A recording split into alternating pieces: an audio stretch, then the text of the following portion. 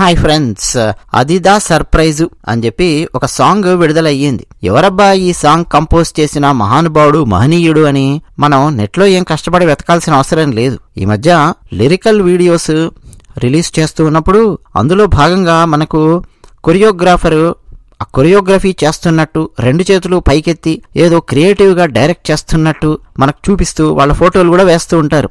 ఆ లిరికల్ వీడియోలో మహానుభావుడు ఎవరో కాదు, శేఖర్ మాస్టర్ ఒక పెద్ద కాపీ లాగా తయారయ్యాడు. ముందు నుంచి కాపీ, ఇప్పుడు కాపీ లాగా అయ్యాడో నాకు తెలియదు గాని ఒక్కొక్క సాంగ్ మనం అనలైజ్ చేసుకుంటూ వస్తూ ఉంటే శేఖర్ మాస్టర్ ఎంత పెద్ద కాపీయో అర్థం అవుతోంది. అన్నట్టు కాపీ అంటే కంట్రోల్-C అనుకునేరు, ఎక్కడి నుంచో ఉన్నదాన్ని ఎత్తుకొచ్చి ఈ సినిమాలో పెడితే కాపీ అంటుంటామే, అలాంటి కాపీ కాదు. మా కాలేజీలో షార్ట్ కట్ లో పిలిచేవాళ్ళం కాపీ అని. అంటే కామపిశాచి, అంత పెద్దగా కామపిశాచి అని చెప్పి అనడం బాగుండేది కాబట్టి షార్ట్ కట్ లో ఈడ పెద్ద కాపీ గడరా అని చెప్పి మాట్లాడేవాళ్ళు కాలేజీలో ఎవరైనా ఇలాంటి వ్యవహారాలు వెధవేషాలు వేస్తే. శేఖర్ మాస్టర్ స్టెప్స్ రోజు రోజుకు అంత అసహ్యంగా తయారవుతూ ఉన్నాయి. అసలు ఎవ్వరు కూడా జీర్ణించుకోలేరు. అటువంటి స్టెప్స్ కంపోజ్ చేస్తూ ఉన్నాడు. అదిదా సర్ప్రైజు అని ఒక పాట విడుదలయ్యింది. నితిన్ యాక్ట్ చేస్తున్న రాబిన్ హుడ్ సినిమాలో కేతికా శర్మ ఆమె చేసినటువంటి డాన్స్.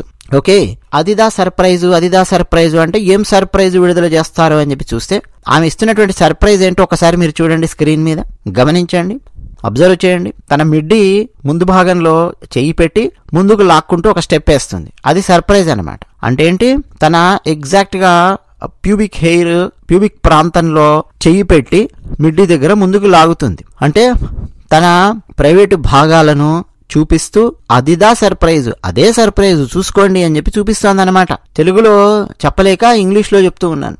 తెలుసు కదా తెలుగులో ఏమంటారు, స్త్రీల యొక్క జననాంగాల భాగాలు, ప్రైవేటు భాగాలు, ప్యూబిక్ భాగాలు, వాటన్నింటినీ చూపించే విధంగా ముందుకు లాక్కుంటూ మిడ్డీని ముందుకు చూపిస్తూ ఇది అదిదా సర్ప్రైజ్ అని చెప్పి లిరిక్స్ అనమాట చూపిస్తోంది. అంతేకాదండి, ఆ తర్వాత మళ్ళీ కాసేపు అయిన తర్వాత ఆ డాన్స్ లోపల ఈ డాన్స్ చేస్తున్న కేతికా శర్మ అలాగే ఆమెతో పాటు ఉన్నటువంటి ఇతర డాన్సర్స్ వీళ్ళందరూ ఎగ్గి దూకి అవతల వైపు చూస్తూ తమ పిరుదుల మీద తమ చేతులనేసి బాదుకుంటూ అదిదా సర్ప్రైజ్, చూసుకోండ్రా సర్ప్రైజ్ అని చెప్పి తమ పిరుదులను చూపిస్తున్నారనమాట. ఇది శేఖర్ మాస్టర్ కంపోజ్ చేసినటువంటి లేటెస్ట్ స్టెప్. అంటే ఏమాత్రం సెన్సిబిలిటీ అనేది ఉండదండి శేఖర్ మాస్టర్. అసలు ఆయన ఏం నిరూపించాలనుకుంటున్నాడు ఇటువంటి చెత్త స్టెప్స్ తో? మీరు ఇంతకు ముందు కూడా మనం ఒకసారి మాట్లాడుకున్నాం. వరుసగా గత 5-6 నెలలుగా వచ్చిన సినిమాలలో బూత్ స్టెప్స్ గురించి ఎక్కువగా చర్చకొచ్చింది అనంటే శేఖర్ మాస్టర్ కు సంబంధించిన స్టెప్సే అవి అన్న విషయము ప్రత్యేకంగా నేను మీకు చెప్పాల్సిన అవసరం లేదు. కొరియోగ్రాఫర్ గా తన స్థాయిని తాను తగ్గించుకుంటూ దిగజారిపోతూ మరోపక్క తెలుగు సినిమా స్థాయిని కూడా దిగజారుస్తూ ఉన్నాడు. మీకు తెలియదండి, హిందీలో వచ్చే మీమ్స్ కానీ, ఇంగ్లీష్లో వచ్చే మీమ్స్ కానీ, ఈవెన్ హిందీకి సంబంధించినవి కానీ ఒకసారి గమనిస్తూ ఉంటాను అప్పుడప్పుడు.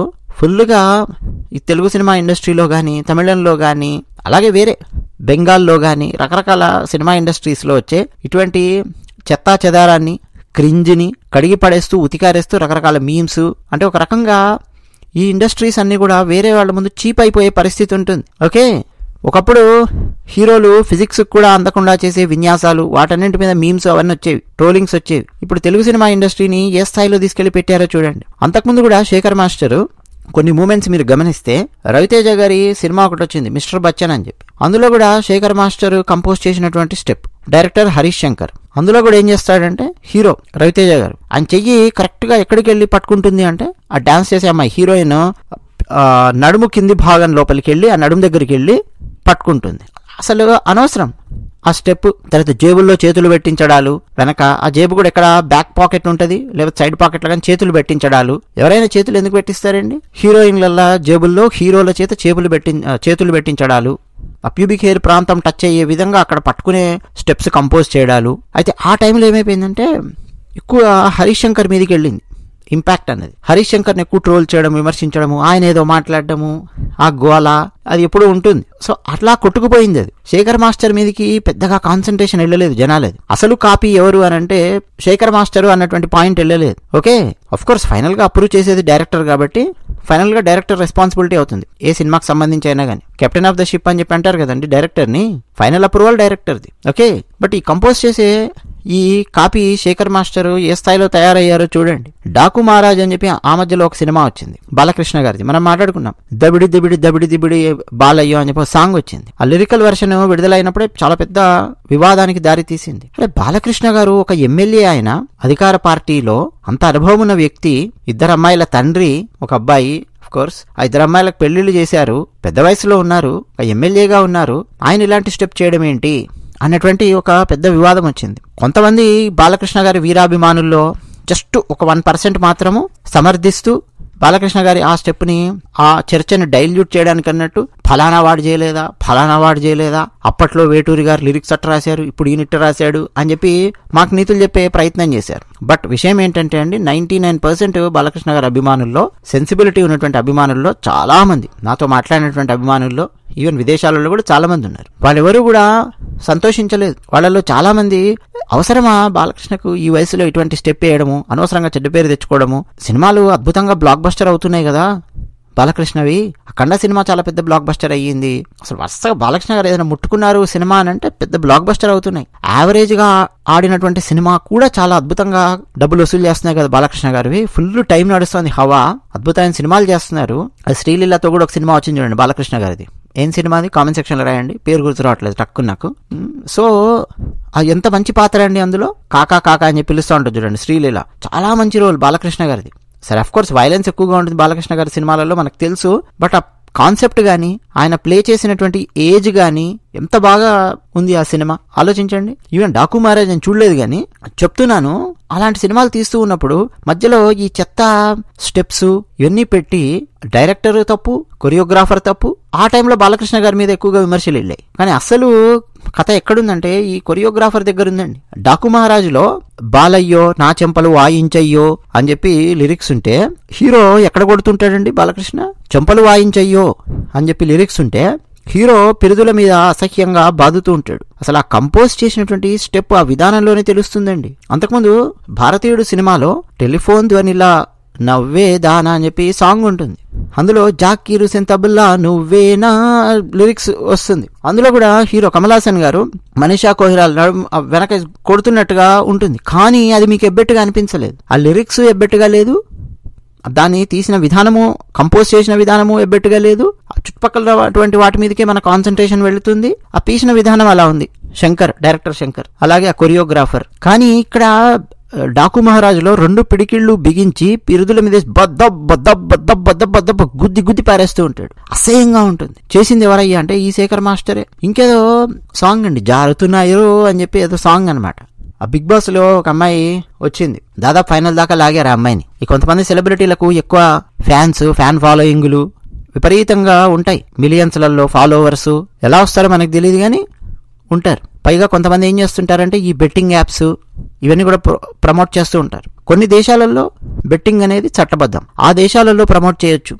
ఒకవేళ నిజంగా యూట్యూబ్ ఛానల్ ఆ దేశానికి రన్ చేస్తున్నారంటే అట్లా చేసేవాళ్ళు ఉన్నారు. భారతీయుల గురించి చెప్పట్లా, ఆయా దేశాల వాళ్ళ గురించి చెప్తూ ఉన్నాను. బెట్టింగ్ యాప్స్ ఆ దేశంలో చట్టబద్ధంగా ఉన్నప్పుడు అక్కడ దాన్ని ప్రమోట్ చేసే వాళ్ళు ఉన్నారు, దాంతో సమస్య ఏం లేదు. మన భారతదేశంలో బెట్టింగ్ యాప్స్ అనేవి ఇల్లీగల్. వాటిని కూడా ప్రమోట్ చేస్తూ చాలా మంది యువతను నాశనం చేస్తూ రకరకాలుగా సబ్స్క్రైబర్స్ని ఫాలోవర్స్ని పెంచుకునేటటువంటి వాళ్ళు కూడా ఉన్నారు. ఎందుకు ఇప్పుడు ఆ టాపిక్ గుర్తొచ్చిందంటే ఆ అమ్మాయి పేరు చెప్పంగానే నాకు అది గుర్తొచ్చింది టక్కున. ఆ అమ్మాయి చేత డాన్స్ ఈ శేఖర్ మాస్టరే. జారుతున్నాయిరో అని చెప్పి ఒక సాంగ్ అనమాట. లిరిక్స్ జారుతున్నాయిరో అని చెప్పి ఉన్నప్పుడు నిజంగా ఈయన కంపోజ్ చేయాలి అని చెప్పి అనుకుంటే వేరే రకంగా కంపోజ్ చేయొచ్చు. జారుతున్నాయిరో అన్నదాన్ని నిజంగా బూతు అన్న కోణంలో కాకుండా అద్భుతంగా కంపోజ్ చేయగలిగే కొరియోగ్రాఫర్ ఉన్నారంటే అద్భుతంగా కంపోజ్ చేస్తారు. కానీ ఈయన కంపోజ్ చేసిన విధానం ఏంటో తెలుసా? ఈయన చూపించేది ఏంటో తెలుసా? హీరోయిన్ ముందుకు వంగి ఉంటే ఆమె యొక్క బ్రెస్ట్ చూపిస్తూ ఉంటాడు. ఎస్, హీరోయిన్ అనాలో డాన్సర్ అనాలి, ఆ అమ్మాయి యొక్క బ్రెస్ట్ ముందు భాగం చూపిస్తూ ఉంటాడు. జారుతున్నాయిరో అని చెప్పి లిరిక్స్ అనమాట. పక్కా డబుల్ మీనింగ్ అనేది అందరికి తెలియదండి. నువ్వు చూపించే విధానము, నీ కెమెరా యాంగిల్, నీ లిరిక్స్ అవన్నీ చూసే వాళ్ళకి అర్థం కదా. జనాలు మాట్లాడుకోరా జారిపోయాయి దేని గురించి మాట్లాడతారు? డబుల్ మీనింగ్ అన్నది తెలుగు లోపల అశ్లీలం అన్నది. సో ఇట్లా అండి ప్రైవేట్ భాగాలు చూపిస్తూ ఆ లిరిక్స్ కి అసహ్యంగా బూత్ స్టెప్స్ కంపోజ్ చేయడం. పుష్ప 2 వచ్చినప్పుడు కూడా నేను మాట్లాడాను. అల్లు అర్జున్ యొక్క నటన గురించి నేను ఎంత మెచ్చుకున్నానో స్ట్రైట్ సినిమా రివ్యూ ఇచ్చినప్పుడు. మారల్స్ గురించి నేను మాట్లాడలేదు, మారల్స్ గురించి నేను సపరేట్ గా మాట్లాడాను, మీకు గుర్తుండే ఉంటుంది. సత్య సినిమాతో కంపేర్ చేస్తూ సత్య సినిమా ఎంత బాగా తీశారు, జేడి చక్రవర్తి యాక్ట్ చేసినటువంటి సత్య సినిమా, రామ్ గోపాల్ వర్మ ఎంత బాగా తీశాడు అది, వర్సెస్ పుష్ప సినిమాలో పాత్ర, దాన్ని ఎట్లా తీసుకెళ్తున్నారు, ఎట్లా ప్రమోట్ చేస్తున్నారు అని చెప్పి మారల్స్ మీద నేను వేరే వీడియో చేశాను. బట్ దానికంటే ముందు స్ట్రైట్ సినిమా రివ్యూ ఇచ్చాను. మీరు ఎంతమంది చూసారో లేదు నాకు తెలియదు. స్ట్రైట్ సినిమా రివ్యూ ఇచ్చినప్పుడు అల్లు అర్జున్ యొక్క నటనను మెచ్చుకుంటూనే, రష్మిక మందన నటనను మెచ్చుకుంటూనే, మరో పక్క ఎప్పుడైతే ఆ లిరిక్స్, ఆ డాన్స్ గురించి నేను మాట్లాడానో, ఫీలింగ్స్ అనే పాట గురించి డెఫినెట్ గా నేను రేవు పెట్టాను. ఫీలింగ్స్ అనే పాట అండి, ఫీలింగ్స్ అని పెట్టారు. 6:00 7:00 పావుదక్కువ 10:00, పడుకుంటే ఓసారి, మేల్కుంటే ఓసారి, ఏమీ తోసక కూసుంటే ఓసారి. ఏంటండి ఇది? 6:00 7:00 పడుకుంటే ఓసారి, కూసుంటే ఓసారి, ఏంది ఇది? ఇదంతా ఫీలింగ్స్ అని చెప్పి ఆయన రాస్తున్నాడు. కానీ అవన్నీ సెక్సువల్ ఫీలింగ్స్ అన్నటువంటిది ఇండైరెక్ట్ గా రాస్తూ, ఆ తీసిన విధానం కూడా చాలా అశ్లీలంగా, అసహ్యంగా ఉంది. రష్మికతో వేయించినటువంటి బట్టలు కానీ, రష్మికతో చేయించినటువంటి డాన్స్ కానీ, హీరోయిన్లు చేసే డాన్సులు ఒకప్పుడు ఎలా ఉండేవి, తర్వాత ఎలా మారాయి మీరు చూడండి. ఐటమ్ సాంగ్స్ అని ప్రత్యేకంగా జ్యోతిలక్ష్మి, జయమాలిని, అనురాధ ఇట్లా కొంతమంది చేత ప్రత్యేకంగా ఐటమ్ డాన్స్ అని చెప్పి చేయించేవాళ్ళు. ఇప్పుడు క్లబ్ డాన్సులు అలాంటివి ఉన్నటువంటి సీన్స్ ఉన్నాయనుకోండి, ఐటమ్ డాన్స్ లాంటిది ఉందనుకోండి, డెఫినెట్గా పెట్టేవాళ్ళు. నేను మీకు ఎగ్జాంపుల్ చెప్తా. దాసరి నారాయణరావు గారు డైరెక్ట్ చేసినటువంటి బొబ్బిలి పులి సినిమా ఉంది, ఎన్టీఆర్ గారిది. అందులో హీరో ఏం పాట పాడతాడు? ఓపెనింగ్ జననీ జన్మభూమిశ్చ అట్లా ఓపెన్ చేస్తారు హీరో పాడే పాట. ఆ తర్వాత 1వ నెంబర్ బస్సు, ఇట్లా ఒక డాన్స్ కూడా శ్రీదేవి అండ్ రామారావు గారి చేత డాన్స్ అనమాట. దాసనారాయణరావు గారి గురించి చెప్తున్నా. అంత చక్కగా ఇద్దరు కలిసి డ్యూయట్ డాన్స్ అంత చక్కగా తీశారు. కదే మీకు ఐటమ్ సాంగ్ చూడండి, రామారావు గారి చేత చేయించారు. ఆ బూత్ స్టెప్స్ ఆ పక్కన అమ్మాయి చేత కరెక్ట్ గా ఐటమ్ సాంగ్ లో పెట్టిస్తారు. జ్యోతిలక్ష్మి, జయమాలిని, అనురాధ ఇట్లా కొంతమందిని పెట్టి ఓ సుబ్బారావు, ఓ అప్పారావు సాంగ్ ఉంటుంది చూసారా? ఎవరో వస్తారనుకుంటే నువ్వు వచ్చావా అని చెప్పి ప్రసాద్ బాబు ఉంటాడు, విలన్ కొడుకు. సో వాళ్ళ చేత అక్కడ ఉన్నటువంటి ఆ వ్యాంప్ పాత్రలు వేసేటటువంటి వాళ్ళు, ఐటమ్ సాంగ్స్ చేసేటువంటి వాళ్ళ చేత ఒక కైండ్ ఆఫ్ డ్రెస్సింగ్ పెట్టించి డాన్స్ పెడతారు. అది ఐటమ్ సాంగ్ అని చెప్పి చూసేవాళ్ళకి అర్థమవుతుంది, వినేవాళ్ళకి అర్థమవుతుంది. సిల్క్ స్మిత ఒకసారి చెప్పారండి, ఆమె దాదాపు మరణించడం కంటే ఒక 6 నెలల ముందు ఇచ్చినటువంటి ఇంటర్వ్యూలో ఆమె చెప్పారు, మీకు అవకాశాలు ఎందుకు తగ్గాయి అని చెప్పి యాంకర్ ప్రశ్న వేస్తే, ఇప్పుడు హీరోయిన్లకు వ్యాంపులకు తేడా లేకుండా పోయిందండి. ఒకప్పుడు మా చేత చేయించే డాన్సెస్, మేం వేసుకునేటటువంటి బట్టలు, ఆ క్లబ్ డాన్సులు అవన్నీ చేసేవి హీరోయిన్లే చేసేస్తున్నారు.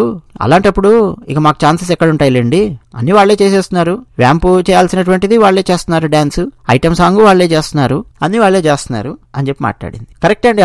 అప్పట్లోనే సిల్క్ స్మిత్ అలా మాట్లాడారంటే, అప్పటికే అంత దరిద్రం ప్రవేశించిందంటే తర్వాత ఇంకెంత ఘోరం ఏంటి చూడండి. ఒక 2000s ఆ టైంలో కొంచెం బెటర్ స్టోరీస్ వచ్చేవి, కాకపోతే మళ్ళీ యూత్ఫుల్ లవ్ స్టోరీస్ అని చెప్పి మళ్ళీ వేరే డైరెక్షన్లోకి వెళ్ళేది. బట్ అట్లీస్ట్ వల్గారిటీ లేకుండా కొంచెం నువ్వే కావాలి లాంటి సినిమాలు, ఒక చిరునవ్వుతో లాంటి సినిమాలు, విజయభాస్కర్ గారివి ఓ నువ్వు నాకు నచ్చావు కానీ, మన్మధుడు కానీ, ఒక టైప్ ఆఫ్ మూవీస్ అలా వస్తూ ఉండేవి. తర్వాత మళ్ళా స్టార్ట్ చేశారండి.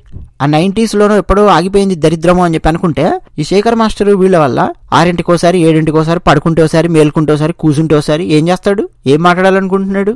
ఆ లిరిక్స్ అలాగే ఉంది. మళ్ళీ ఇదే చంద్రబోస్ గారు RRR లిరిక్స్ రాశారు, నాటు రాజమౌళి గారి సినిమాలో. అది ఎంత పెద్ద పేరు ప్రఖ్యాతులు సంపాదించిందో మనం చూడొచ్చు. ప్రపంచవ్యాప్తంగా పేరు ప్రఖ్యాతులు సంపాదించినటువంటి పాట అది. ఆ తర్వాత అయినా సరే అండి, చంద్రబోస్ గారు కూడా కొంచెం జాగ్రత్త వహించాల్సిన అవసరం ఉంది. ఇదే చంద్రబోస్ గారికి ఎప్పుడంటే సింహాద్రి సినిమా టైంలోనే ఆయనకు చాలా సీరియస్ గా విమర్శలు ఎదురయ్యాయి. ఆ విషయం నేను చెప్పడం కదా, ఆయన్నే చెప్పారు. ఆయన ఇచ్చినటువంటి ఒక ఇంటర్వ్యూ ఎక్కడైతే పబ్లిష్ అయ్యిందో ఇప్పటికీ ఆ ఇంటర్వ్యూ నా దగ్గర ఉంది. ఆయన నువ్వు విజిలేస్తే ఆంధ్ర సోడా బుడ్డి సాంగ్ ఉంటుంది, నీ గుర్రం కోసం తెచ్చా వెచ్చనైన గడ్డి, ఇట్లా కొన్ని రకరకాల నర్మగర్భంగా వచ్చే పరమ దరిద్రమైన బూతు భావాలు ఇవన్నీ లిరిక్స్ కూరి నింపి వదిలాడు ఆయన. డాన్స్ చేసేది ఎవరంటే హీరో పక్కన ఒక సైడ్ హీరోయిన్, ఇంకొక ఆమె. సింహాద్రి సినిమాలనే కదా సాంగ్. ఆ తర్వాత ఎవరో బయట ఎదురయ్యి ఏంటండి మీరు ఇలాంటి పాట రాశారు అని చెప్పి చంద్రబోస్ గారిని రోడ్డు మీదే పట్టుకొని నిలదీశారని, అడిగారని కూడా ఆయన ఇంటర్వ్యూలో చెప్పారు. ఆ తర్వాత జాగ్రత్తగా ఉన్నాను, అలాంటి పాటలు రాయడం లేదు, ఇట్లా చెప్పారు ఆయన. సో మళ్ళీ అండి ఈ పుష్ప లోపల సరే ఎవరెంత సమర్థించుకున్నా పోనీ ఫీలింగ్స్ అని చెప్పి ఈయన పాట రాశాడు కదా, ఆ పాటే అసహ్యంగా ఉంది అన్నటువంటి ఫీలింగ్ ఎక్కడి నుంచి వచ్చిందో తెలుసా మనకు? శేఖర్ మాస్టర్ కంపోజ్ చేసినటువంటి అసహ్యకరమైన డాన్స్ వల్ల, కొరియోగ్రఫీ వల్ల లిరిక్స్ బూతులాగా ధ్వనిస్తోంది. నిజంగా శేఖర్ మాస్టర్ కొరియోగ్రఫీ కనుక నీట్గా ఉంటే, డిగ్నిఫైడ్గా ఉంటే, ఒక సరసాలు చాలు శ్రీవారు లాగా శివ సినిమాలో తీసినట్టు గనక ఆ సాంగ్ గనక తీసుంటే ఈ 6:00 7:00 ఇది నీకు అసహ్యంగా కనిపించేది కాదు. కానీ శేఖర్ మాస్టర్ చేతుల లోపలికి ఎప్పుడైతే పడుతుందో ఒక పాట, ఒక లిరిక్స్ వచ్చి పడిందా, ఈయన దాన్ని చేసే బూతు వ్యవహారం అంతా ఇంత కాదండి. బూతు చేసి వదులుతూ ఉన్నాడు. అసహ్యం అనమాట శేఖర్ మాస్టర్. డాకు మహారాజులో అంతే, దబిడి దిబిడి సాంగ్, మిస్టర్ బచ్చన్ అంతే, పుష్ప 2 సాంగ్ అంతే. ఒక బి గ్రేడ్ మాస్టర్ లాగా తయారయ్యాడండి. టాలీవుడ్ అనేది ఒక బి గ్రేడ్ లాగా తయారవుతోంది. అదిదా సర్ప్రైజ్ అనేటటువంటి పాటలో ఏం సర్ప్రైజ్ ఇస్తూ ఉన్నాడు ఈయన అంటే, ఆ కేతికా శర్మ అనే అమ్మాయి వేసుకున్నటువంటి కాస్ట్యూమ్ కు ఆ స్టెప్ ఈయన డిజైన్ చేసి, ఆగడు సినిమాలో మహేష్ బాబు ఎంఎస్ నారాయణ గారు డైలాగ్ చెప్తారు కదా, నేను ఫస్ట్ లో చెప్పినట్టు, ఊళ్ళల్లో తిరునాళ్లలో టైర్ బళ్ల మీద స్టెప్పులు వేసుకుంటూ తిరిగేది అని చెప్పి. ఎగ్జాక్ట్ గా అండి ఈ అదిదా సర్ప్రైజ్ పాట కరెక్ట్ గా దాన్ని తలపిస్తోంది. అసహ్యంగా ముందుకు లాగి చూడు అది సర్ప్రైజ్, ఏం సర్ప్రైజ్ చూపిస్తోంది ఆమె అంటే. ఈ శేఖర్ మాస్టరు పూర్తి బూతు మాస్టర్ లాగా మారిపోయినటువంటి పరిస్థితి మనం చూడొచ్చు. రోజుకు తేడాగా మారిపోతూ ఉన్నాడు. అసలు ఆ డ్యాన్స్ ఏంటి, అసలు ఒక వల్గర్ మాస్టర్. శేఖర్ మాస్టర్ అనే వ్యక్తి ఒక వల్గర్ మాస్టరు. ఇది మాత్రం తీర్మానంలాగా తయారయ్యింది. సాగర సంగమం సినిమాలో ఒక స్టెప్ కమల్ హాసన్ గారు ఆయన వేసి చూపిస్తారు, ఇలా చెయ్యాలి అని చెప్పి. కాదు నేను కంపోజ్ చేసిన స్టెప్ చెయ్యి అని చెప్పి ఆ కొరియోగ్రాఫర్ ఒక ఆయన అంటాడు. ఇప్పుడు కమల్ హాసన్ గారు అండ్ గీతా గారు వాళ్ళిద్దరు యాక్ట్ చేస్తారు ఒక డాన్స్, వేల గోపేమల సాంగ్ ఉంటుంది చూసారా. అందులో ఆ డాన్స్ అయిపోయిన తర్వాత చాలా కోపం వచ్చేస్తుంది ఎవరికి, కమల్ హాసన్కి. వెళ్ళి ఖైరతాబాద్ వినాయకుడి ముందు డాన్స్ చేస్తూ ఉంటాడు. ఫ్రెండ్ వచ్చి ఆపురా అని చెప్పి ఆపి అడిగి తీసుకెళ్తే చెప్తాడు, అరే వాడు కొరియోగ్రాఫర్ ఆరా, అది డాన్స్ ఆరా, చేసేవన్నీ కామకేళి విలాపాలు కవాతులు, దాన్ని పట్టుకొని డాన్స్ అంటున్నాడు అని చెప్పి కమల్ హాసన్ పాత్ర చేత చెప్పిస్తారు కె విశ్వనాథ్ గారు. అంటే డాన్స్ అన్నది ఎంత వల్గర్గా తయారైంది, ఎంత అసహ్యంగా తయారైంది అన్న విషయాన్ని సాగర సంగమం సినిమాలోనే చెప్పించారంటే అప్పటికే ఒక లెవెల్కు బాగా దిగజారింది అని చెప్పి కొంత అర్థం మనకు. ఇక ఆ తర్వాత క్రమక్రమంగా దిగజారుతూ మళ్ళీ ఒక లెవెల్లో కొంచెం ఆ దిగజారుడు అవన్నీ కాస్త పక్కన పెట్టి కొంచెం బెటర్గా స్టెప్స్ కంపోజ్ చేయడాలు, కొంచెం బెటర్గా చేసేటటువంటి మాస్టర్స్ వాళ్ళందరూ వచ్చారు. ఎంతో మంది ఉన్నారండి మాస్టర్స్. మళ్ళీ ఈ మధ్య ఈయన తయారయ్యాడు ఈ శేఖర్. ఈ సాంగ్స్ అందరూ ఏం చేస్తారో తెలుసా, గృహిణులందరూ డాన్స్ చేస్తూ ఉంటారు. వేరే దేశాలలో డాన్స్ చేస్తూ ఉంటారు. వేరే దేశాలలో ఏదన్నా ఇప్పుడు హోలీ పండుగ వచ్చింది, ఇంకేదైనా పార్టీ అయింది, అక్కడ ప్లే చేస్తుంటారండి ఈ బూత్ సాంగ్స్ అన్ని కూడా. వాళ్ళే అనుకుంటారు పాపం తెలుగు సినిమా సాంగ్స్ కదా లేటెస్ట్ మేము ప్లే చేస్తున్నాం అనుకుంటారు, ప్లే చేస్తారు. దానికి మళ్ళీ వీళ్ళందరూ చిన్నపిల్లలు డాన్స్ చేస్తుంటారు. ఊ అంటావా మామ ఆ సమంత చేసిన డాన్స్ కి చాలా మంది చిన్నపిల్లలు డాన్స్ చేయడము గమనించాను నేను.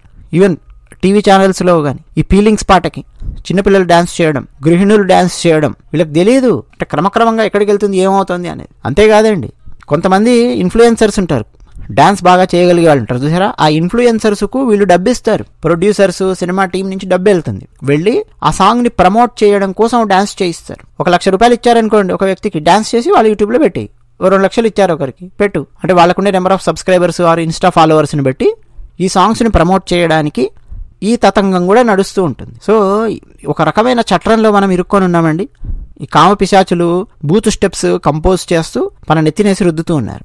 మనం గట్టిగా విమర్శించామనుకోండి, ఒకవేళ పెద్ద హీరో గనక అయ్యుంటే ఆ స్టెప్ వేసింది, ఆ పెద్ద హీరో అభిమానులు వచ్చి మనల్ని పీక్కు తింటూ ఉంటారు. మనం చెప్పే లాజిక్ అర్థం కాదు. అభిమానం అనేది అంత భయంకరంగా ఉంటుంది. గంజాయి మత్తు కంటే కూడా భయంకరమైంది ఈ అభిమానం. దురభిమానం స్థాయి దాకా వెళుతుంది కొంతమందికి. ఇక వాళ్ళు మా పెద్ద హీరో ఉన్నాడు కాబట్టి ఆయన చేసిన స్టెప్ కరెక్టే అయి ఉంటుంది అని చెప్పి గట్టిగా వాదించడానికి మళ్ళీ నోరు రాక ఏం చేస్తారంటే, నువ్వు మా హీరోనే అంటున్నావు, ఆ సినిమాలో ఆ హీరో అలా చేయలేదా, ఈ సినిమాలో ఈ హీరో అలా చేయలేదా, ఇదన్నమాట హిపోక్రసీ. ఏ సినిమాలో ఏ హీరో ఈ స్టెప్ వేసినా తప్పే. అర్థమవుతుందా? ఈ కొరియోగ్రాఫర్ని ముందు కొన్ని రోజులు బ్యాన్ చేసి ఇంట్లో కూర్చోబెడితే తప్ప దరిద్రం వదిలేలా లేదు. ఆ నిర్మాతలు వీళ్ళందరూ కూడా ఏంటంటే మనుషులలో ఉండే కొన్ని చీకటి కోణాలను ఎక్స్ప్లాయిట్ చేసి దాని ద్వారా కాసులు సంపాదించడానికి అలవాటు పడి ఇట్లా చేస్తున్నారు అని చెప్పి మనకు అనిపిస్తోంది. మరి మీరేమంటారు?